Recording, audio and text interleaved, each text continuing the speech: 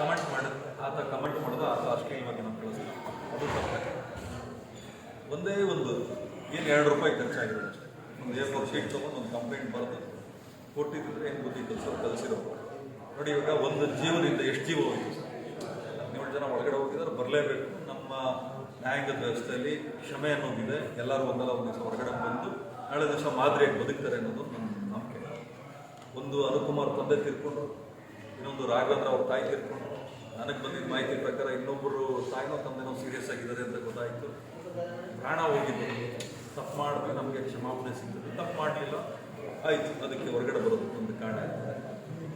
ರೇಣುಕಾಸ್ವಾಮಿ ಜೀವ ವಾಪಸ್ ಬರಲ್ಲ, ಅನುಕುಮಾರ್ ತಂದೆ ವಾಪಸ್ ಬರಲ್ಲ, ರಾಘವೇಂದ್ರ ಅವ್ರ ತಾಯಿ ವಾಪಸ್ ಬರಲ್ಲ, ಅಲ್ಲಿಗೆ 3 ಜೀವನ ವಾಪಸ್ ಹೋಗ್ತಾರೆ. ನಾನು ಬಯಸೋದಿಷ್ಟೇ, ನಂದೇನು ವಾಯ್ಸ್ ರೈಸ್ ಮಾಡಬೇಕಾಯ್ತು, ಎಲ್ಲಿ ಮಾಡಬೇಕಾಯ್ತು ಮಾಡಿದೆ.